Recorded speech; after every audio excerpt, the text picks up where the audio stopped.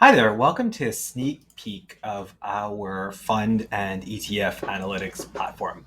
So, as you know, we turn carbon risk into financial risk to make it very easy to understand.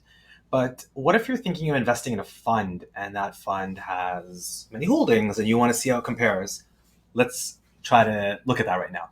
So, you can look for a fund. I don't know, I can take the Fidelity Blue Chip Fund, but we have thousands, tens and thousands of funds here. So you can choose and you can see their holdings. This is updated every few days. We download it as it's updated from the vendor. And you can go in, and the super cool thing is you can go in and you can take a line item. I want to know shareholder equity for scope one, two, and three, assuming they go to neutral. And what we do here is if they don't have a target, we assume 2050. If they have a target, we just use that target. And I want to use I don't know, what climate scenario? I want to use let's use a 1.9 degree world and a scenario that assumes that renewables are dominating, which is probably the world we want to live in.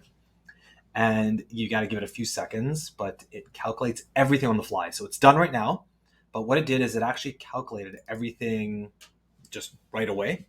And what you can see here is it shows you the original number, the number that they need to be neutral, the difference between these two numbers, and the percent changed.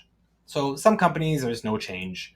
Other ones, there's huge. There's like a 19% decline in shareholder equity, a 17% using this climate scenario. And you can literally click between other scenarios and do what most banks can't do very easily. You can do this within seconds, what takes them months. And this actually is the specific scenario where the ECB is actually saying most banks are failing. So you can do what they can't do in just a few clicks. And you can see some of the companies that are having these problems in this fund tend to be chip manufacturers. And you can even actually do a little bit more. So in addition to that, you can actually go in through all the line items. So you can look at for example, the EBIT impact or EBITDA or different cash flow metrics. You can slice and dice this data to your heart's content and any way you want to do it. You can even go further and try to look at like specific industries. Like if you want to, I don't know, just look at, let's say, I'll unselect everything and I'll do energy, materials, and yeah, do those. And for sub industry, yeah, I'll do everything.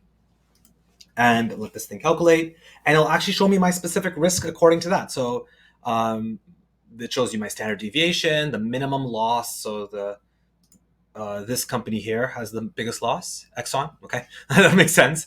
And you can see kind of where like which companies have the biggest exposure. So you can slice and dice this data. We are going to add some really cool charts that you can then customize even further. You can go into benchmarking. So I don't know the fund right now, but there is. I'm not sure. You can look at how does this compare to different funds. So I am not sure what the Gotham Enhanced S&P 500 fund is, but we can take a look.